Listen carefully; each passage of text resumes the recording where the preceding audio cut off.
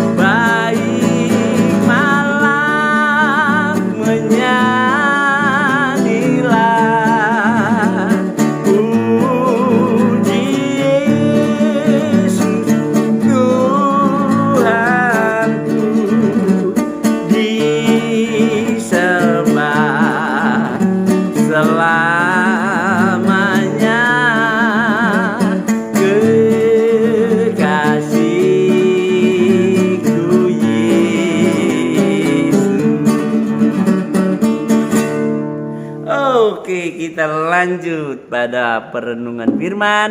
Pagi ini kembali saya mengajak kita masih di dalam Roma pasal 6 ayat 23. Sekali lagi di sana ditegaskan, sebab upah dosa ialah maut, tetapi kasih karunia Allah ialah hidup yang kekal dalam Kristus Yesus Tuhan kita. Upah dari dosa maut. Saya sudah jelaskan kemarin pagi dan saudara saya kira dapat memahami itu. Dan tidak ada orang yang bisa bebas dari Allah, tidak ada orang yang bisa lepas dari Allah. Saat orang itu jatuh dalam dosa, saat orang itu berdosa, saat itu juga dia akan mendapatkan hukuman. Dalam sepanjang hidup kita, Allah izinkan kita berjalan berapa puluh tahun saudara hidup. Anda dikasih kesempatan untuk bertobat dari dosa, untuk meninggalkan dosa. Tadi kita sudah angkat pujian, berbaliklah, tinggalkan dosa dan balik pada Allah. Datang hanya kepada Allah. Hanya Allah yang dapat memberikan jalan keluar kepada saudara dan saya. Di dalam hal ini Allah menawarkan anugerah Allah, atau yang disebut dengan bahasa Alkitabnya kasih karunia Allah. Oke, baik saudara. Upah dosa adalah maut, tetapi karunia Allah ialah hidup kekal dalam Kristus. Artinya begini, upah dari dosa hukumannya adalah maut, tetapi surga, tetapi hidup kekal.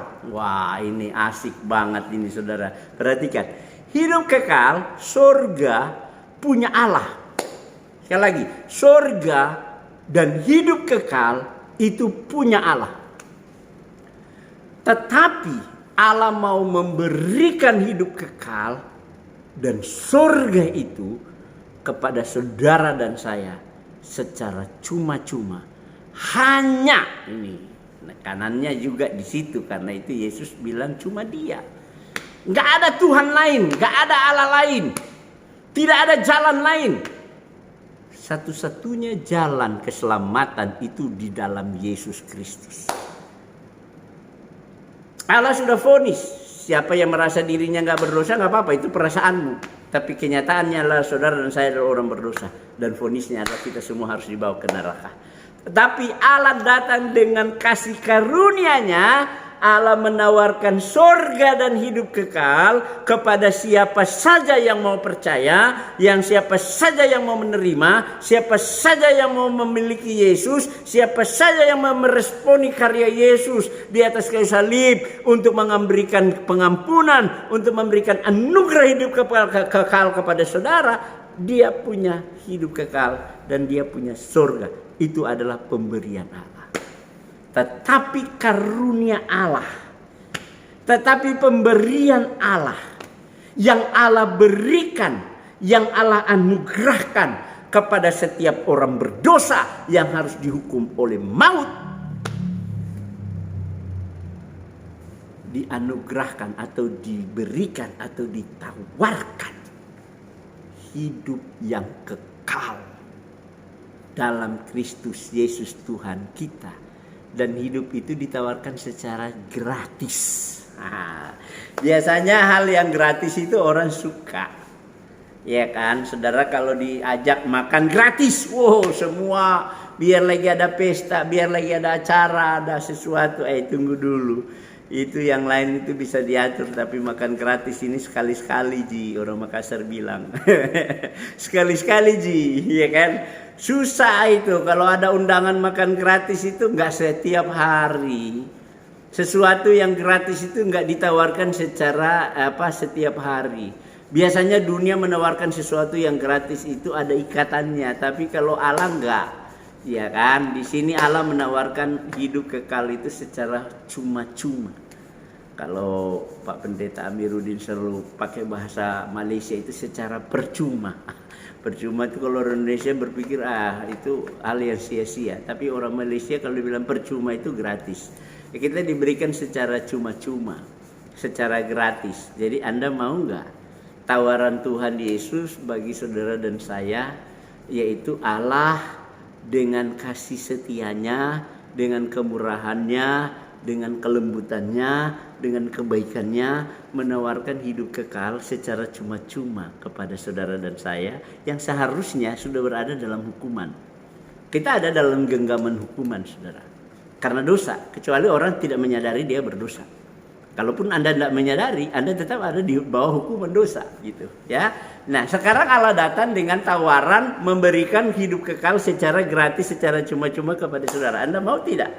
Itu aja, gampang ya. Paulus tutup Roma pasal 6 dengan satu penekanan yang luar biasa. Satu sisi dia menegaskan tentang upah dari dosa adalah maut, siapa saja yang berdosa harus dihukum. Itu benar. Jadi kebenaran ini luar biasa sekali. Upah dosa maut. Allah membenci dosa. Yang berbuat dosa adalah saudara dan saya. Kesimpulannya saudara dan saya harus menerima hukuman maut. Itu benar. Tetapi kita lihat perbedaannya di sini. Allah membenci dosa. Saudara dan saya melakukan dosa. Kesimpulannya adalah Allah mengasihi kita. Wah, ini kan nggak masuk akal. Ini kesimpulan jelek ini kelihatannya. Karena memang Allah yang memang nggak masuk akal.